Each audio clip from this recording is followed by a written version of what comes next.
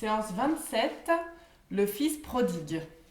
Avant de commencer l'histoire, j'ai deux choses à te dire. Aujourd'hui, je vais raconter une parabole. C'est une histoire avec un secret à découvrir. Et le père qui est dans la maison, ce n'est pas un papa comme tu as dans ta maison. Et la deuxième chose que je veux te dire, c'est que tu verras beaucoup d'argent, de pièces comme ça. Il ne faudra pas les toucher, c'est moi qui les touche. Tu pourras les toucher quand tu rejoueras l'histoire ensuite, après le temps de discussion.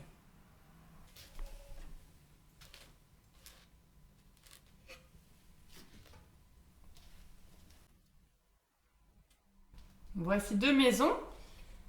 Elles sont très loin l'une de l'autre. Il y a un long chemin entre les deux maisons et des jours de marche.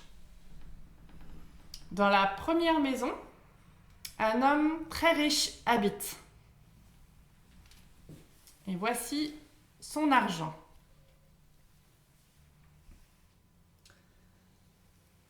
Il a un fils. Dans la deuxième maison,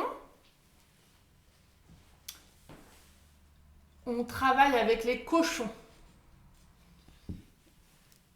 Et les cochons mangent les racines. Il y a plein de boue. C'est sale et ça sent mauvais. Aujourd'hui, le fils, il a une idée pleine de péchés.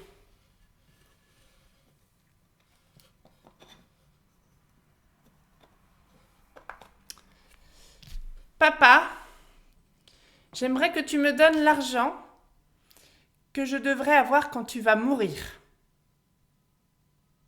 Et je vais partir loin pour m'amuser avec cet argent. Le papa est très triste, mais il lui donne son argent et le fils s'en va.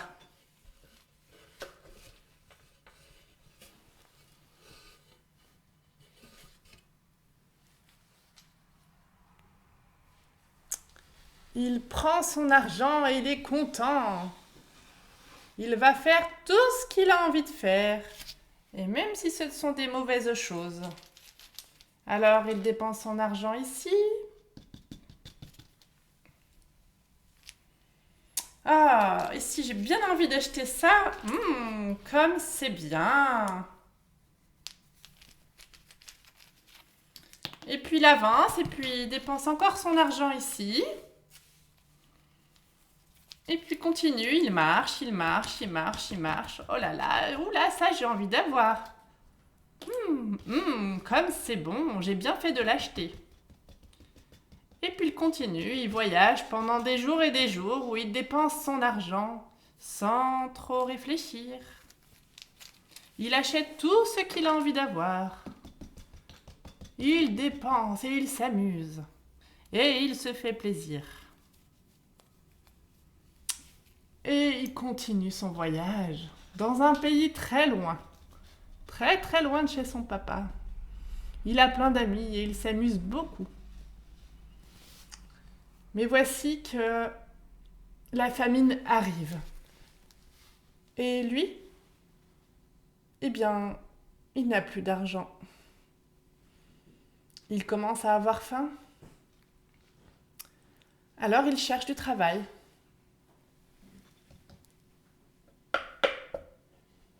Bonjour, est-ce que je peux travailler ici? Oui, je peux garder les cochons, oui, merci. Bon, voilà, son travail c'est garder les cochons. Il doit s'occuper de ces cochons qui sentent mauvais. Et lui, il a faim. Il aimerait bien manger les racines que mangent les cochons tellement il a faim. Et là, il se met à réfléchir et on va lire dans la Bible. Chez mon père, tous les ouvriers ont assez à manger et même ils en ont trop. Et moi ici, je meurs de faim. Je vais partir pour retourner chez mon père et je vais lui dire « Père, j'ai péché contre Dieu et contre toi. Je ne mérite plus d'être appelé ton fils. Fais comme si j'étais l'un de tes ouvriers. » Et il part pour retourner chez son père. Alors voilà. Il dit je vais demander pardon à Dieu. Je reprends tout mon chemin. Le long chemin où je me suis bien amusée. Maintenant, j'ai faim. Je suis sale. Je sens mauvais. J'ai dépensé tout l'argent de mon père. Oh là là.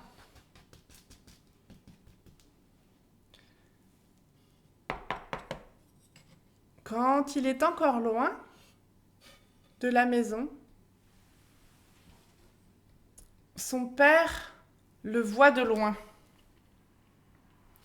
Il est plein de pitié pour lui. Il court à sa rencontre, le père.